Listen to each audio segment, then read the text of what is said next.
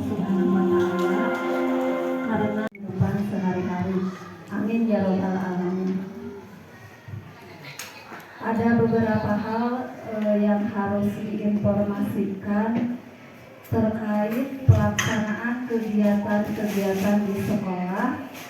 Yang pertama, persiapan supervisi akademik dan persiapan penilaian kinerja guru.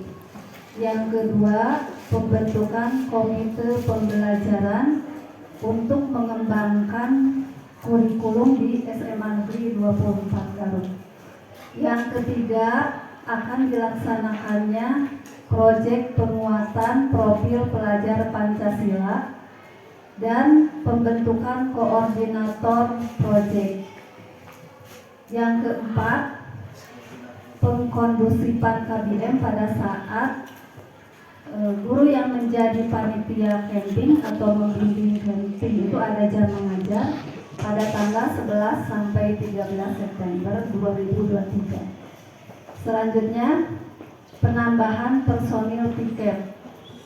Mungkin asalnya 2 orang ditambah menjadi 4 orang supaya lebih lebih dibantu gitu ya. Nanti akan di SK-kan kalau sudah sepakat. Kemudian yang ketujuh, mungkin ini keinginan saya pribadi, adanya pengumpulan dana sosial untuk kepentingan keluarga SMA 24 ataupun siswa-siswi. Mungkin bisa digunakan nanti untuk ada yang sakit, kita bisa mengumpulkan dana walaupun sedikit. Nah, untuk mempersingkat waktu, mungkin ada sedikit sharing dari saya tentang kurikulum merdeka. Kita tahu bahwa di sekolah kita itu ada 3 tingkatan menggunakan kurikulum merdeka. Yang pertama, kelas 10 menggunakan kurikulum merdeka berubah, yang tentunya semuanya berubah dari struktur kurikulumnya. Kemudian yang kedua, kelas 11 menggunakan kurikulum merdeka tetapi masih mandiri belajar. Nah, yang kelas 11 ini hanya mengadopsi 2 prinsip kurikulum merdeka, yaitu pembelajaran berdiferensiasi dan proyek penguatan P5. Kelas 12 masih menggunakan kurikulum 2013. Nah, ketiga angkatan ini nanti akan diadakannya supervisi yang ketiga-tiganya berbeda instrumennya, berbeda sedikit-sedikit ya. Kalau misalkan kelas 12 itu sama instrumennya seperti tahun-tahun kemarin, tapi kalau untuk kelas 11 itu ada penambahan pembelajaran berdiferensiasi. Nah, di dalam kurikulum merdeka itu menggunakan atau mengadopsi pemikiran atau filosofis dari Ki Hajar Dewantara. Nah, menurut Ki Hajar Dewantara, tujuan pendidikan itu menuntun segala kodrat yang ada pada siswa-siswa kita.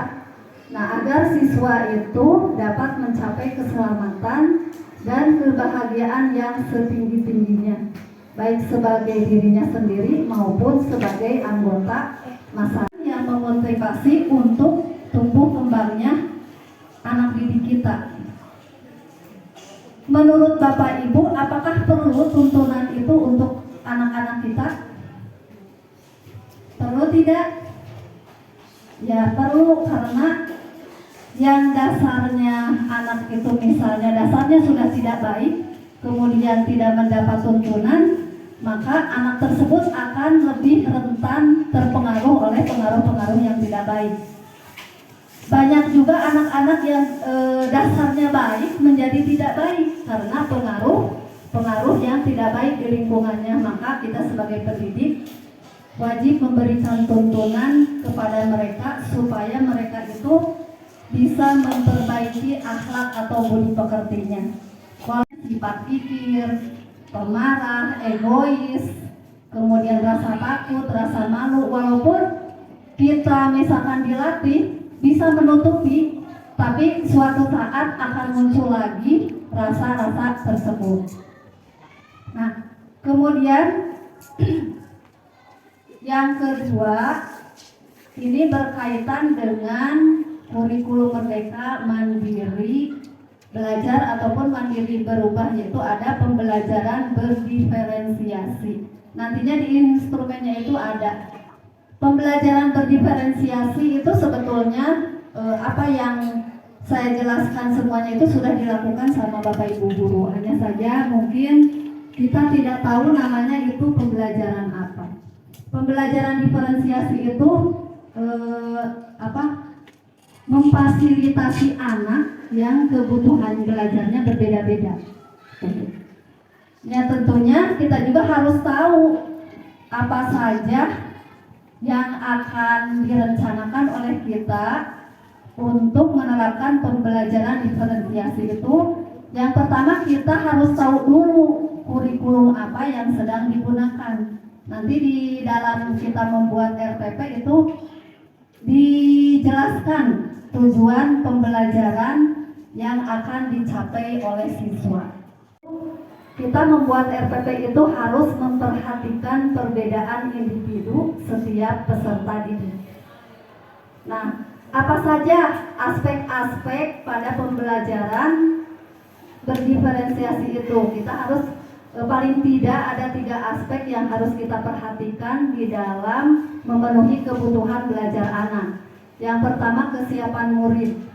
Nah, ini biasanya sebelum pulang atau sesudah akhir pembelajaran, kita menugaskan mereka harus mempelajari materi yang akan kita bahas pada pertemuan selanjutnya. Nah, kita mempersiapkan si anak itu akan berapa orang yang misalkan ada 3 submateri, materi ke-1, ke-2, nanti kan si anak itu saya sudah paham materi ke-1, ke-2. Ada juga yang belum paham, nah kita kelompok-kelompokan. Itu untuk mengetahui kesiapan murid. Yang kedua, minat murid. Kita bisa membuat kreativitas, strategi-strategi yang bisa memotivasi anak untuk belajar, tertarik.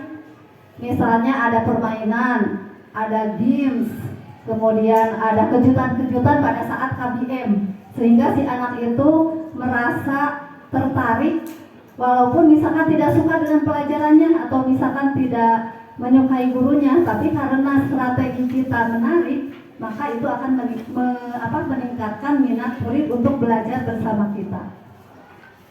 Kemudian yang ketiga, bisa memetakan atau memenuhi kebutuhan belajar murid itu dengan profil belajar murid. Kadang ada anak yang suka belajar di tempat kesepian, di tempat yang sepi, yang sunyi. Tapi ada juga di tempat, ya bukan kesepian, di tempat yang sepi gitu ya, bukan keramaian. Ada juga yang tidak masalah, masih gak nengok belajar gitu. Tapi kita sendiri maupun untuk siswa-siswa, misalnya ada mentoring. Kalau mentoring biasanya yang berpengalaman membagikan pengalamannya kepada yang belum berpengalaman. Kalau konseling misalnya ke guru BK, siswa itu konsultasi.